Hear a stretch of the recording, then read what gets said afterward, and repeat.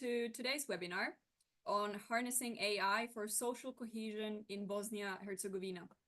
So we've picked up a growing interest in AI across our practice, as it's of course disrupting the business as usual and is increasingly playing a transformative role in policymaking by providing decision makers with advanced tools to simulate complex scenarios, identify optimal policy options, and also enhancing strategic decision making. So we are looking at this technology particularly from the perspective of giving policymakers with more options. And by having a digital twin, we're able to test out and discover different ways of dealing with a problem that probably we otherwise wouldn't have, as we are seeing the world from outside in rather than inside out, and looking at many entry points coming out with many different options. So last year, we heard from the Cultural Pulse and Wolf Institute team about their groundbreaking work on using multi-agent AI tools to explore some of the dynamics of forgiveness in a number of post-conflict countries. So by simulating peace-building scenarios across different cultural contexts, they identified key drivers to forgiveness and also for revenge. Modeling policy options that could foster reconciliation and stability. So since then, the team has been collaborating with Bosnia and Herzegovina country office, putting this really into practice with UNDP.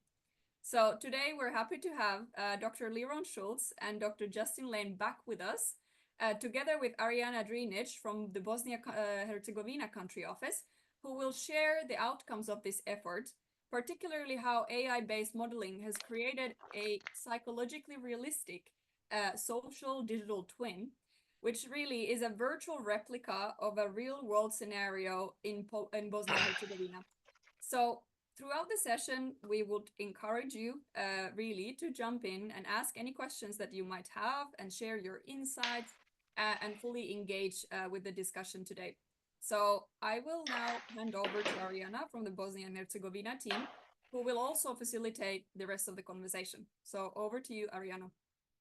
Oh, thank you, Ida, so much for this lovely introduction. And hello to all the colleagues. Good morning, good afternoon, or good evening, wherever you are.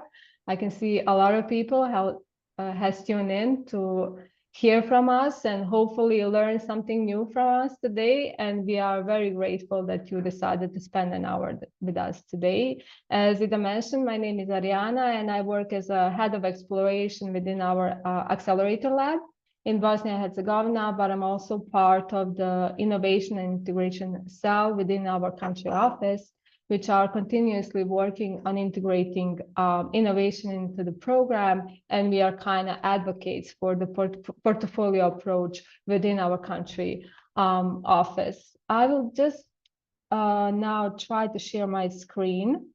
We did have some technical glitches in the beginning, so please bear with us. And I will just need a confirmation that you can actually see my screen. Okay, got it. So as Ida mentioned, today we wanted to kind of share with you the learnings and the insights and the learning journey that we have in the past couple of months, where we explored together with the colleagues from DEKK Social Research Institute and Culture Pulse AI, how to utilize AI tools into better understanding the social cohesion and the notion of trust, both horizontal and vertical, in the context of Bosnia and Herzegovina. So during today's presentation, you will be able to hear from us what we were curious to explore in the first place, how we wanted to generate the learnings, and in the end, what we have learned so far. And in the end, we will just share a couple of things on how we see this going forward in the context of programming, not just for UNDP in Bosnia and Herzegovina, but also for the UN family in our country.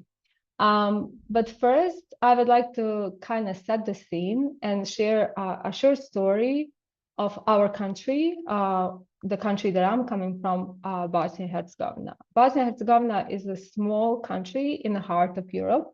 And also, although we are in the heart of Europe, we are not part of the European Union. but we are trying to get there.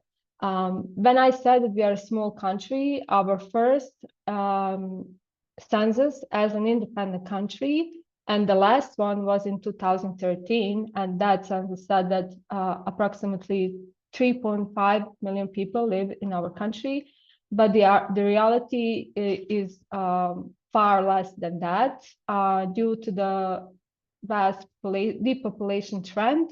Some anecdotal data suggests that today we have 1 million less people in the country. Bosnia and Herzegovina is a beautiful country with a beautiful nature, and with the several ethnic groups living together. The three most prominent ones being Bosniak, Croats, and Serbs. And although now we live in peace, in period of early 90s, from 1992 to 1995, our country went to the war, which gained us independence as a country, but also formed the country in a way that we have three different government levels, one on cantonal level, which we have in federation, one on ethnic level. So we have Federation of Bosnia and Herzegovina as one entity, and Republika Srpska and as the other entity, and we have a vertical district. Why is this important? It's just to share with you information that this complex bureaucratic apparatus for such a small country is really taking its toll, especially when it comes to vertical trust, which influence the social cohesion in general, and you will be able to hear more about that during the last parts of these presentations. Nonetheless, let me just share that as a small country, we have more than 180 different ministries on different levels of government. So you can imagine how many people are working in this bureaucracy. So it's a kind of very significant data point. When it comes to vision for Bosnia and Herzegovina, I'm glad to share that one of the joint vision that all political parties have in Bosnia and Herzegovina is a wish for our country to enter European Union. In December 2022, we got a candidate status, and this year the accession negotiation actually started. And you can imagine how this gave kind of a glimpse of hope and how we are all happy to receive their status and to open the negotiation. But I have to tell you that although this is a great achievement, the progress on this path of entering the European Union is very, very small. So due to the complex institutional setup, due to all the challenges that were kind of even exacerbated during the COVID-19, and given different wars, especially in Ukraine and now in Palestine, all those geopolitical situation is affecting our country dearly. So last year, the Crisis Bureau of the United Nations Development Program actually had an in-country mission late February, beginning of March, and everything that we were kind of observed as a people who are working constantly with the government partners, with non-government partners, and also with the private sector on the field were kind of pinpoint and elaborated in the mission report. And I would just like to share a couple of points that are really painting a picture why understanding better social cohesion and try to understand ways to improve it in the country is important. So this analysis and many more before that kind of showcase that Bosnia and Herzegovina is unfortunately going through the ongoing poly crisis with economic decline, with a huge trend of depopulation, especially our people leaving to countries of European Union for better life prospects, and deepening ethnic and social divisions. When I say weakening social cohesion, we still have parts in the country where young people from one ethnic group haven't met people from other ethnic groups. We still have in some parts of the country a phenomenon called two schools under one roof. So we have places where two ethnic groups are living together, but their life is basically divided.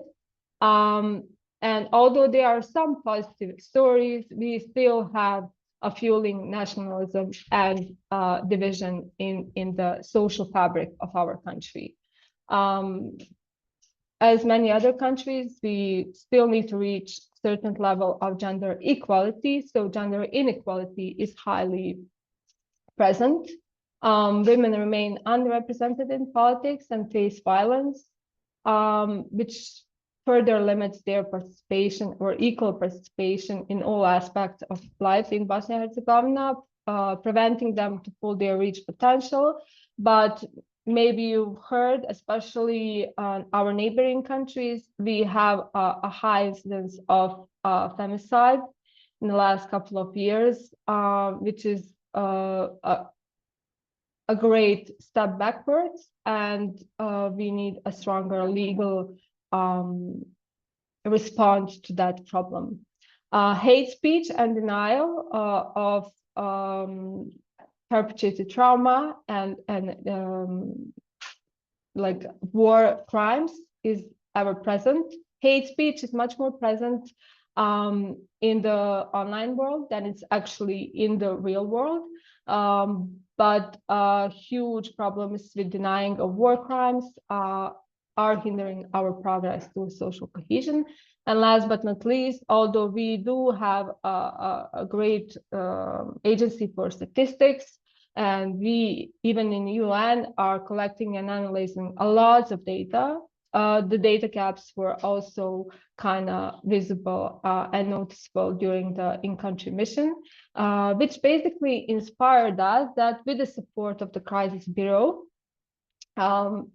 explore the potential of using or utilizing different AI tools or new technologies to better understand under what conditions and by what mechanism do horizontal and vertical trust increase or decrease in the population of Bosnia and Herzegovina. And this was the key learning questions that we posed, and we designed this whole research project that you are about to hear more around this key learning question. And I have to tell here that we haven't come up with this by ourselves.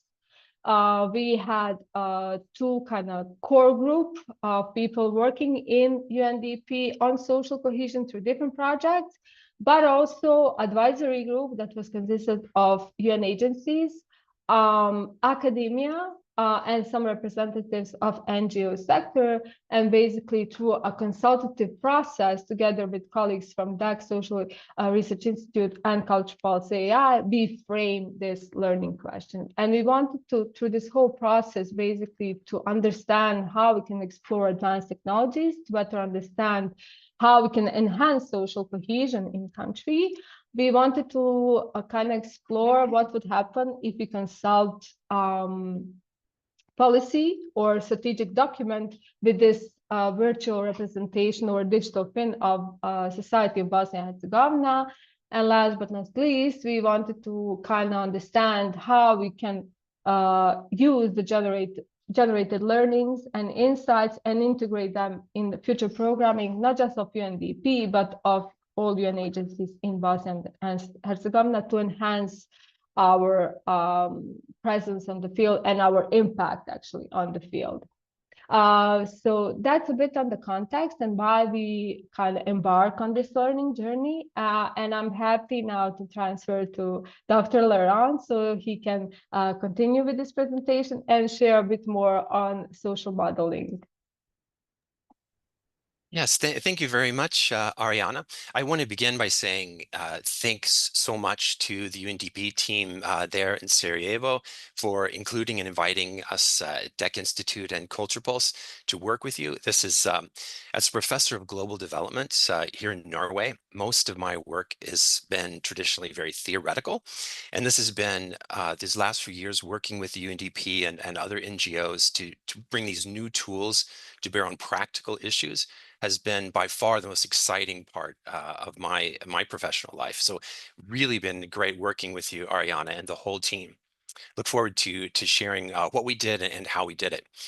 I'm going to go for a few minutes describing how social simulation works, and then turn it over to my colleague, Dr. Justin Lane, to explain exactly what we did there in Sarajevo and some of the main outputs and findings that we had. So what is social simulation? Probably the easiest way to start thinking about it, if you've seen computer games like Sims, where you have people who build a house and maybe get a loan and make their garden and so forth, you can simulate a person's life online. Or computer games where war games and those sorts of things simulate people going through different scenarios. So from the point of view of social science, the simulations we do, we tone down the graphics and put all of our energy on the details of the individuals. So we have each of the simulated agents or societies have more nuanced psychological variables, anxiety, frustration, their connection to an in-group, their gender, their employment, and so forth. So all of the energy is put on including those aspects of the population that are most relevant for the research question, which Ariana just shared with you. So once those models are built, and I'll give you an example of, I'll spell out the two kinds of models we developed in this project. As they're being built, they have to be validated. That means it's relatively easy to create a model of a society, but why should you trust it? Why should you believe that it makes any sense? Why should you have some value what it puts out? The validation process involves using data and evidence from subject matter experts, in this case, UNDP there and their colleagues throughout the region, in order to test to be sure that the representation is actually accurate in the relevant ways to the real world. So think about a map. If you had a map and you wanted to go from Sarajevo to Paris, for example, you wouldn't need that map to tell you every blade of grass or every molehill on the way. You just would need to know where the main highways are, where the rivers are, and the mountains, that sort of thing. That's what all you need in order to have a map to get to where you want to go. So here too, you put together groups, expert teams, and you decide what it is you want to represent. In this case, we worked with the UNDP team in order to discover exactly what kinds of variables we needed to include. And I'll spell those out in a minute. Once it's validated, then you run experiments on the model. So a simulation experiment is a run of the model where you start at a particular time period and run it through several years. So you vary how the model starts. So maybe you have more immigrants in the region, or perhaps you have more people employed or unemployed, or perhaps you have different economic crises that affect the environment. So you run, these are called parameters. You run, in this case, hundreds of thousands of simulation experiments under different parameters to explore the possibilities of the real world changes and interventions. So one can test pathways in order to an optimal solution. In the case of this project, we wanted to know how to optimize social vertical trust and horizontal trust. As Ariana said, vertical trust between the population and institutions, horizontal trust between different ethnic groups. So once the model is up in place, then the computer does the hard work of simulating and thinking through how exactly it's most likely to get to that output. So the huge difference here is that instead of just human brains sitting around in a room and trying to simulate and think through what is likely to happen if our portfolio takes this intervention strategy, what's likely to happen? Well, we think probably this and this, and then whoever's has the most seniority in the room or is the loudest tends to get their way. right? But we don't, there's no tool, there's no function, there's nothing on the table that can be used to push back and test and experiment on whether it's really a good idea to try this out. So for the UNDP project, we did two different models. The first was a prototype, it's called a system dynamics model. And then finally, the ultimate goal was a multi-agent artificial intelligence model. So Ariane, if you'd click to the next slide.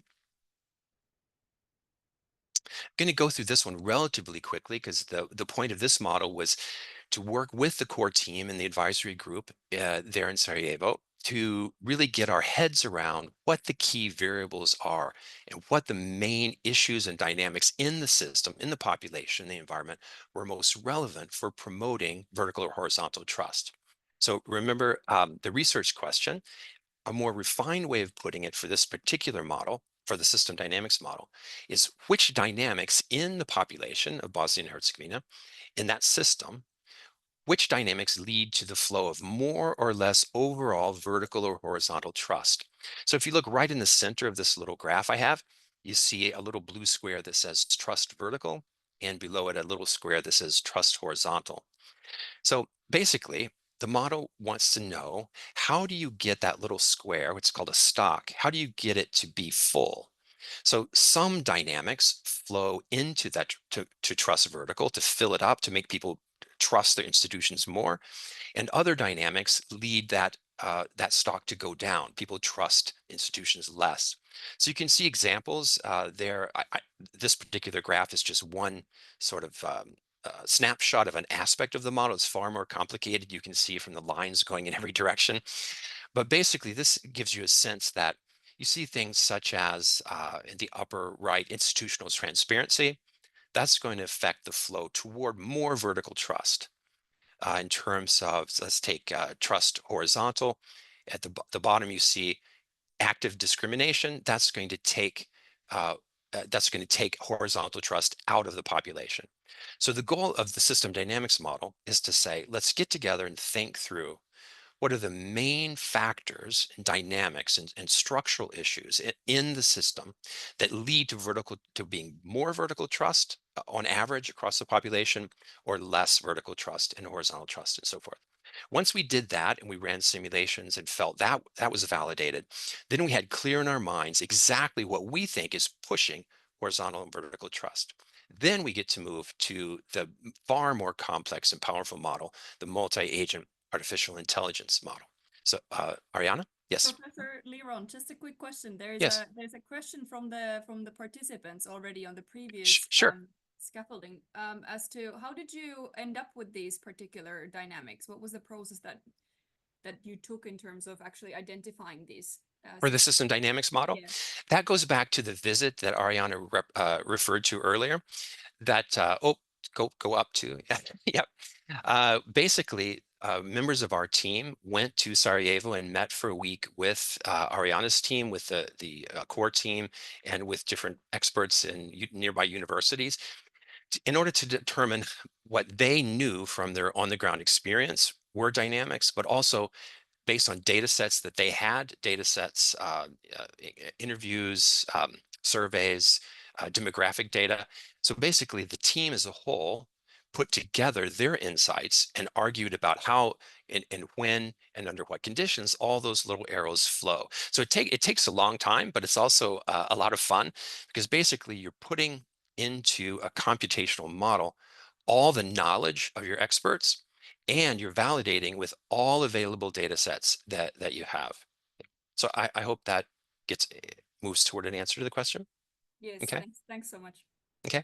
So the multi-agent artificial intelligence model, the key point to make here is that unlike traditional AI or machine learning, it's not one agent that is really good at playing chess, for example. It's hundreds of thousands or millions of agents, each artificial intelligent agents, each of whom has different variables. So different gender, age, employment, ethnic background, tolerance of being around people from outgroup members, and anxiety, and so forth. So not only psychologically realistic, but also sociologically realistic. So they're in networks. Each agent is connected to other agents in a way that makes sense in terms of the way social psychology works. Then the digital twin, as we call it, provides a virtual laboratory where you can grow the pattern that you're concerned about. So in this case, the model, what we wanted to grow, so imagine we have the model, just the way it is now. And what we want to do is explore, play with it in the laboratory to see how we can have more trust emerge on average in the population. So the key there is, from a social science perspective, you get through this method, you get beyond traditional statistical methods so that you're not simply making a correlation between particular variables at a specific state or time, but you're creating a kind of a movie. You're creating a video, as it were, where you can run the video and the plot through many hundreds of thousands of times in order to understand exactly what caused what in the past, and also under what conditions are you likely to get alternative futures. So when we worked in Northern Ireland, the societal level concern we were interested in is less conflict between the Catholic and Protestant factions. When we worked in other contexts, such as Palestine, our concern was the resilience of the Palestinian people. So you want this macro or societal level phenomena to emerge. And the question is, how can individual interactions and institutional interactions lead to the goal that you have?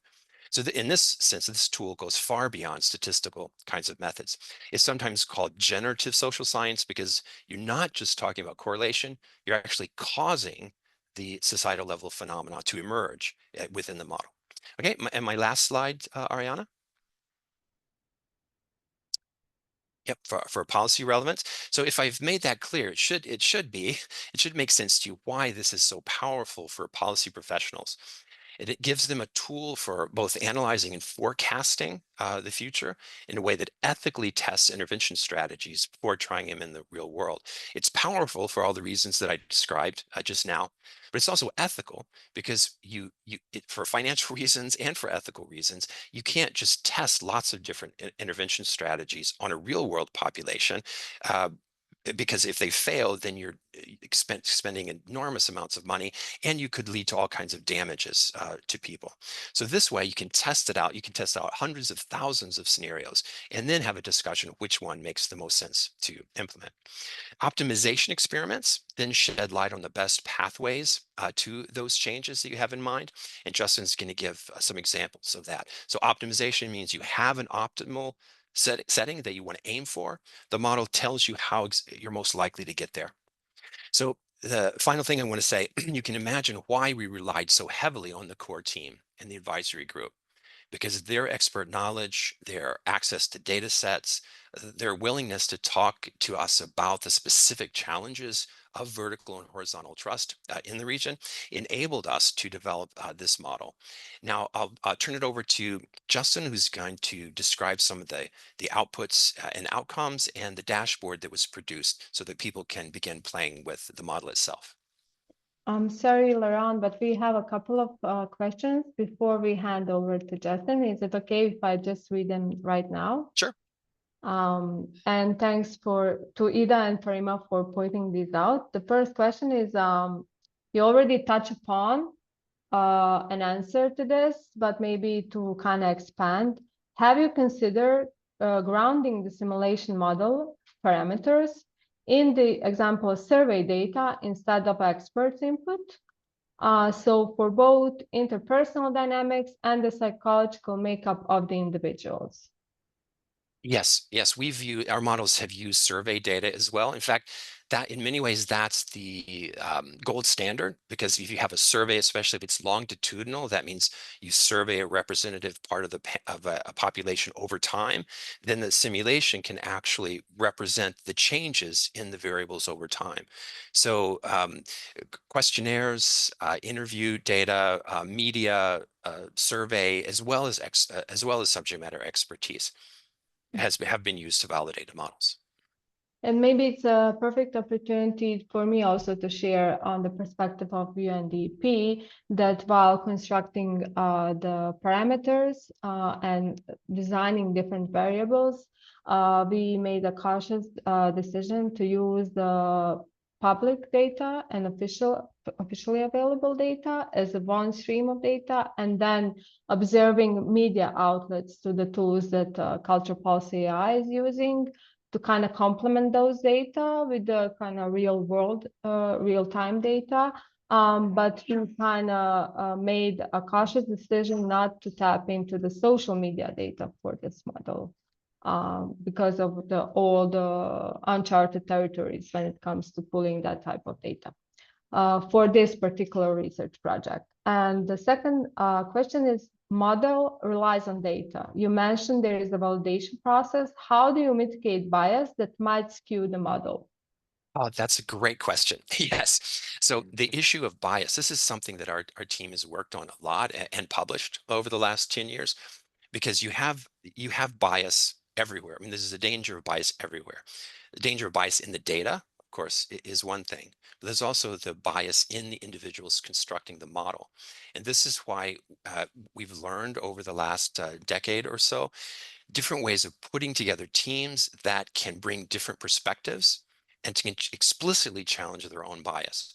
So because we're humans, there's no way to 100% guarantee that there isn't bias.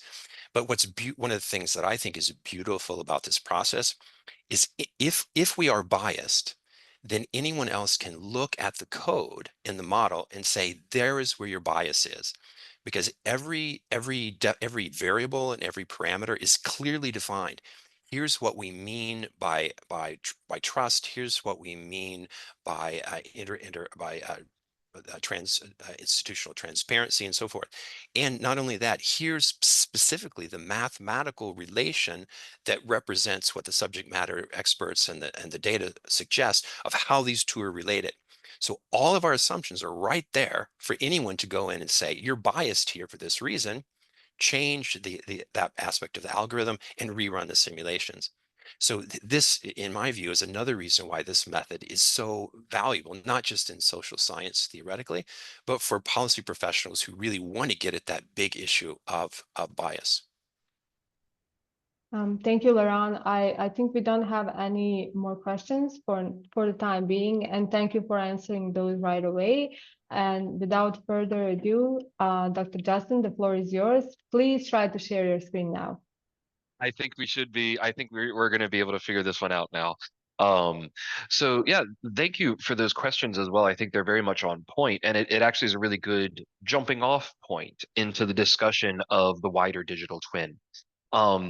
One of the things to keep in mind as we go into this and look at how we've presented the results is kind of reiterating what LeRon had mentioned earlier, is that this is not a typical machine learning style artificial intelligence where you have one giant neural network and you're feeding in as much data as you can, hoover up that might be relevant and putting it into a model so that it spits out a prediction about trust or vertical or horizontal trust.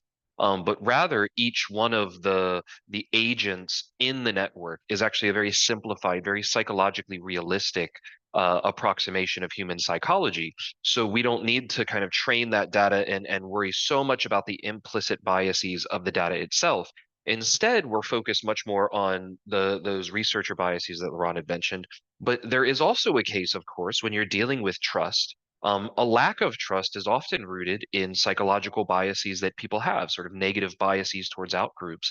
And to that end, we actually need to incorporate those biases inside of the human psychology that we're modeling so that we can better understand how to come up with policies and potential solutions that mitigate that. And in so doing, right, we're really trying to create a digital forecast model, so a little bit different than the sort of game theory or tabletop approaches that so many people are already dealing with, for example, in their usual daily life.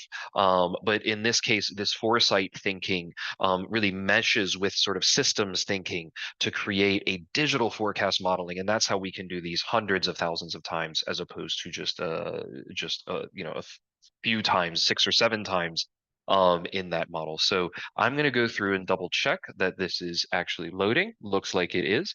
So this is the dashboard that we created as one of the outputs of the project. Naturally, when you're creating hundreds of thousands of simulations, there were over 250,000 simulated foresight models that we ran, and that generates a massive amount of data. It also takes a massive computer to run these. So we are partnered with Amazon in order to utilize the data centers and cloud resources that Amazon has. But in order to, try and understand these models and run them, it becomes very expensive. So what we've done is taken and run these hundreds of thousands of simulations, and we use this data in a dashboarded way to say, look, these are the outputs. So it creates an approximation to say, this is what the model would predict. If you started up the engine on the data center again and needed to rerun this is what those results would be. And so in this way, it reduces the massive computational power needed into something that's more similar. And the idea was people are very familiar with dashboards, from conflict risk dashboards to Power BI and Tableau dashboards, and having one that is going to allow people to visualize and even experiment with the different data relationships that we see and explore these models in a more in-depth way, and give a lot more background into what people are seeing. So that's what we're looking at here. So in the document, or rather in the earlier parts of the presentation, LeRon mentioned that we have two different models that we worked with. One which was very much a prototype to help us get our heads around things, and the other one is the full-scale multi-agent simulation. We included both of the results in the dashboard, which allows you. We put a lot of text here to try and make sure that people can understand what's going on.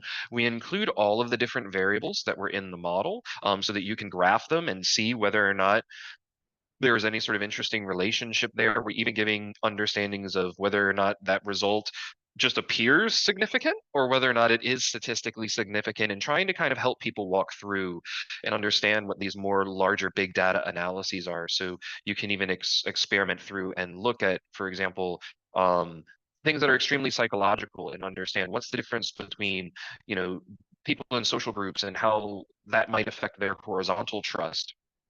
And given, I think in this data set, we have about 230 some thousand simulated runs, totaling about 900,000 years of forecast.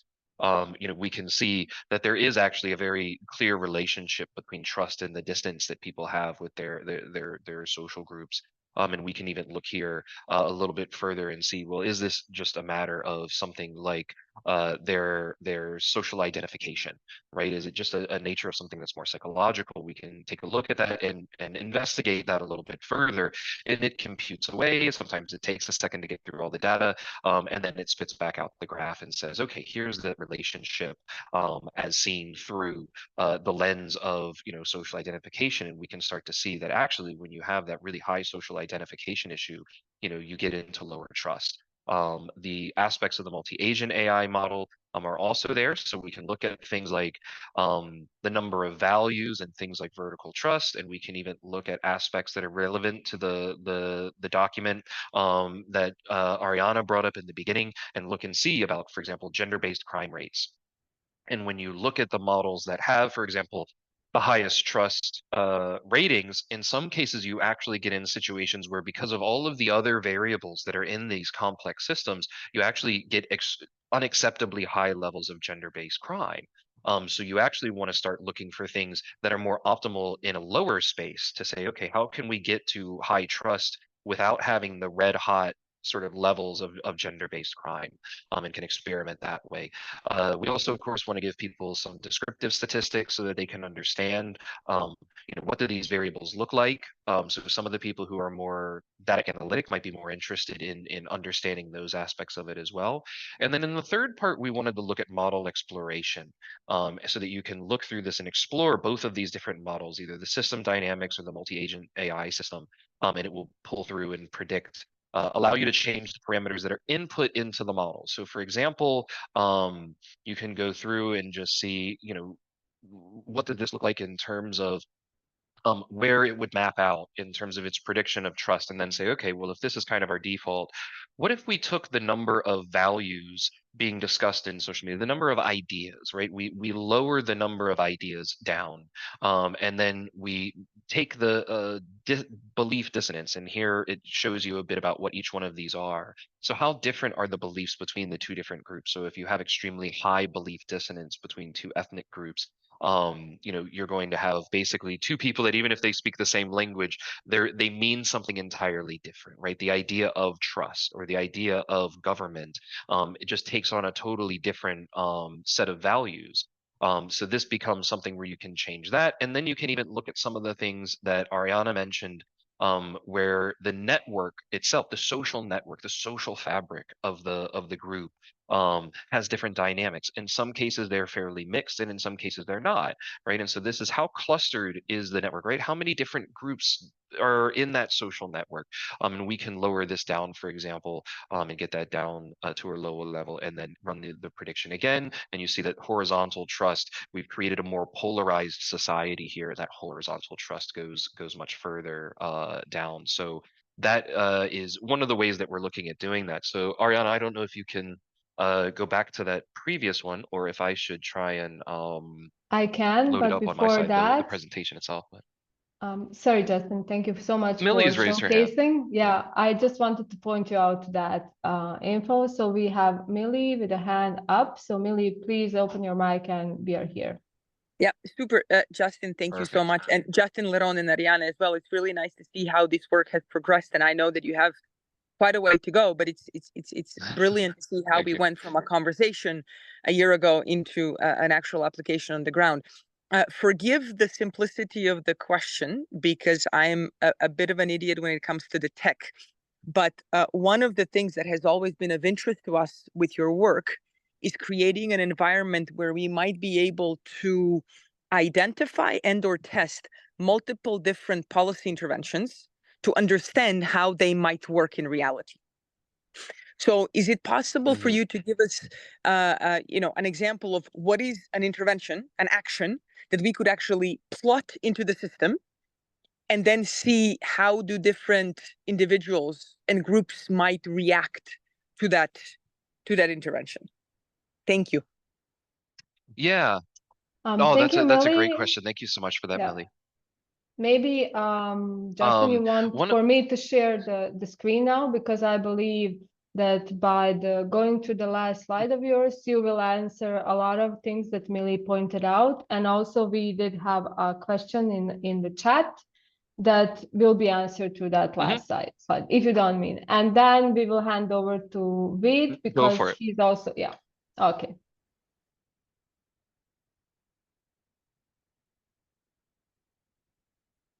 Yeah, so while that is loading, we can mention one of them, for example, one of the parameters, for example, that I manipulated when I was showing the dashboard there, that network clustering effect. There's a number of different policies, of course, that will affect how a network is clustered, right? Whether or not there are more groups or fewer groups in society. There's always just the one population, but is it more subset? Is it more sectarian? Is it more segregated?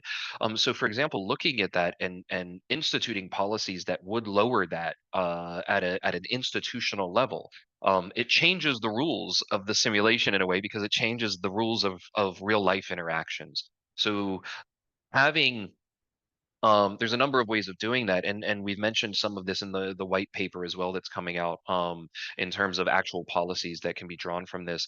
One of them would be having explicitly joint events where we're not looking at specific sort of sub-ethnic groups that can come together, but looking at finding ways of having actual, almost sort of like cultural rituals in a way, institutionalized joint actions that are around a specific set of shared values. One of the ways that you can do this from the beginning, for example, would be to get rid of the two schools under one roof kind of approach. That would have an effect of making sure that all information is coming out homogeneously.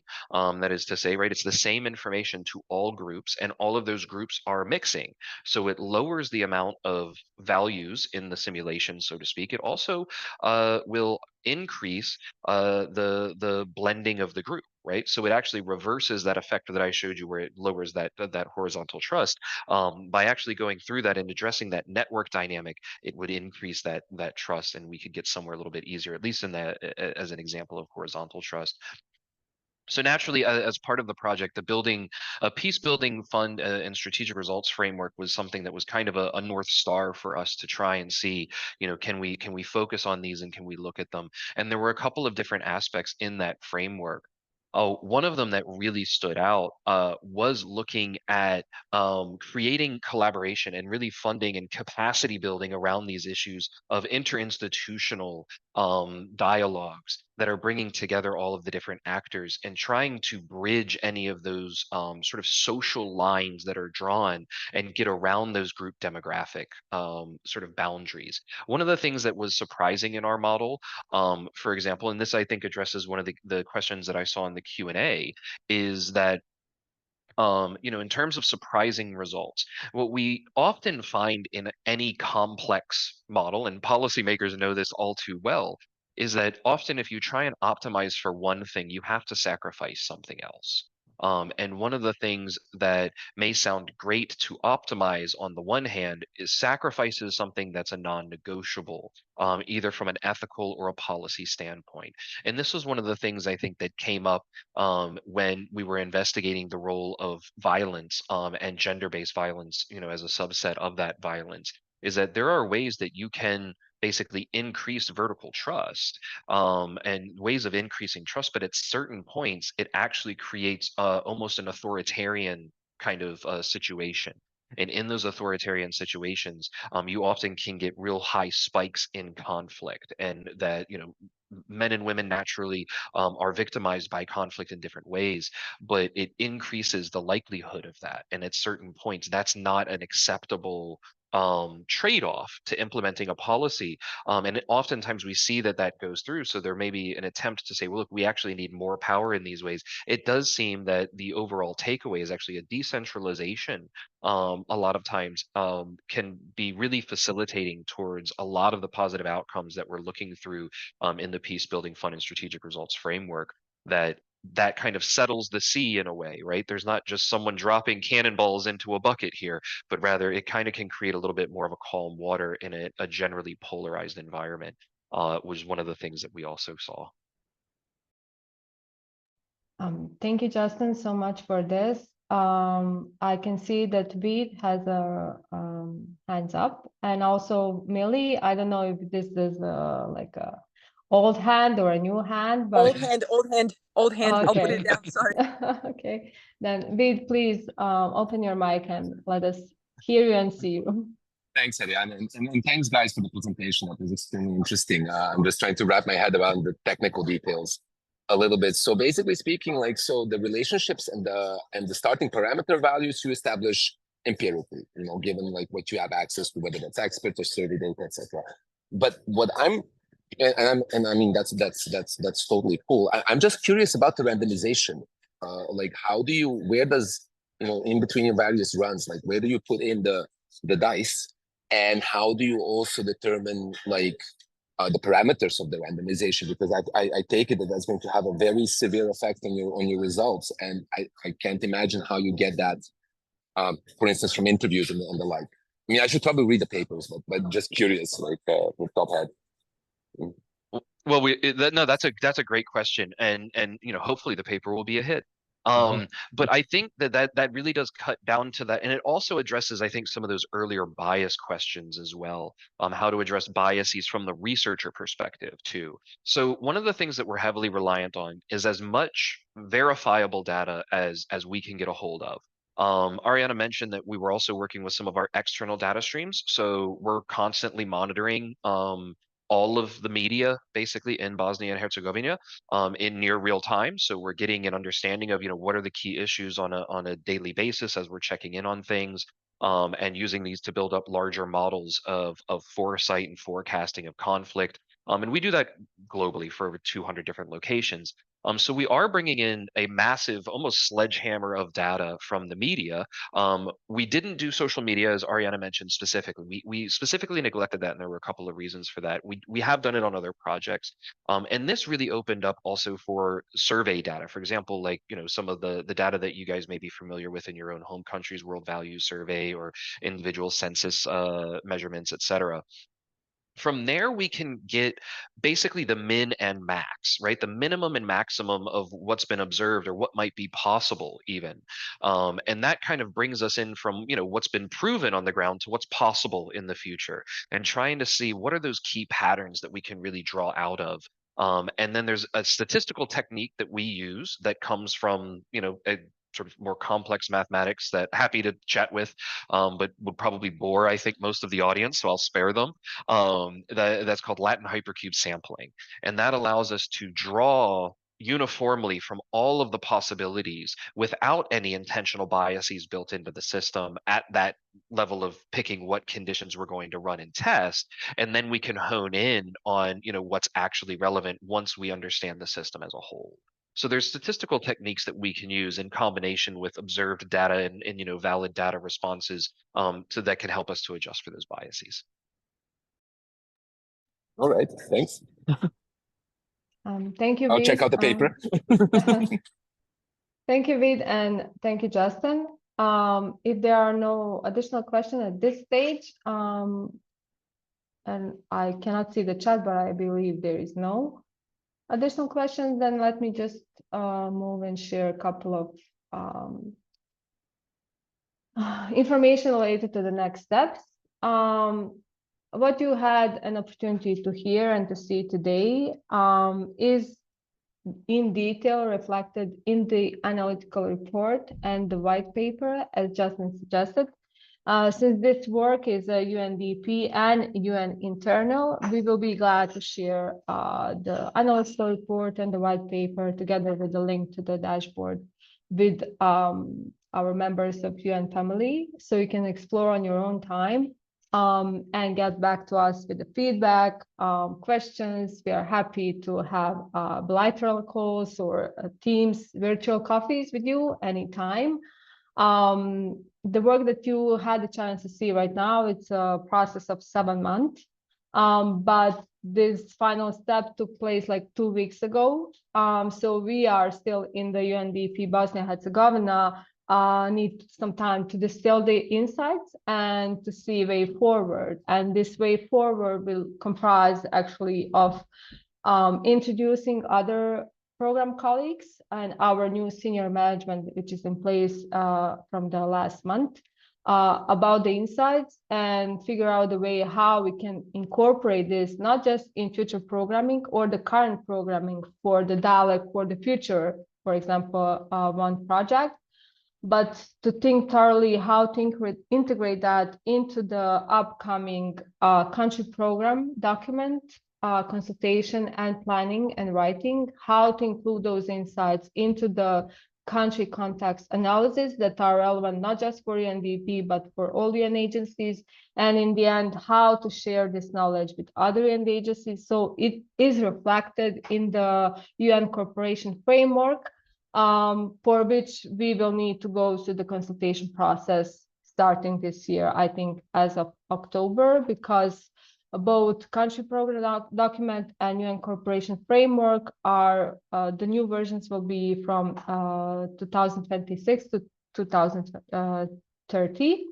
And also this continuous talk about how to kind of projects that we have ongoing in UNDP can be better designed with this tool in terms that we can test certain hypotheses related to the social cohesion, and around that design the interventions or the activities that we plan to implement. That's upcoming.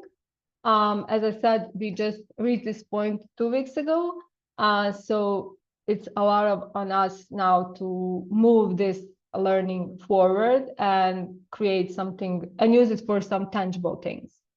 Also, I would like to take this opportunity to thank Crisis Bureau first for creating this opportunity for us to apply for anticipate and prevent funding window, get sufficient funding, and work on this work stream. But we also worked to that project on crisis risk dashboard, and a lot of data was actually exchanged between the crisis bureau team and DEKK Social Research Institute team, Justin and LeRon. So we are also connected the dots there. And also to that pilot project, we were able to have first in-country assessment of challenges and opportunities for women related to environmental justice. Again, a lot of insights and opportunities for new programming in the country. So I know some of the colleagues from the Crisis Bureau are there, so I just want to say thanks for all the support, not just financially, but for being with us through the whole process. Now, if you have any additional questions, we are here. I'm just mindful of time.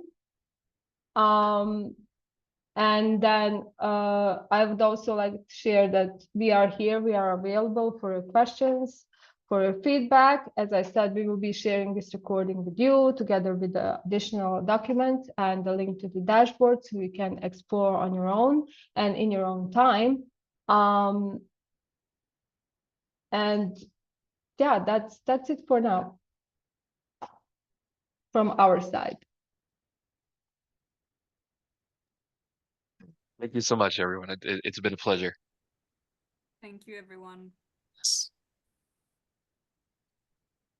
Thank you so much, and I hope we will have the chance to speak about this more in the near future and to share further learnings that are stemming from this process. Absolutely. And final thing to say that you will all receive the recording and all the materials after the session. So look forward to future conversations. Thanks, everyone. Have a good day. Thank you, Ida. Thank you, Ariana. Bye-bye. Thank you. Bye.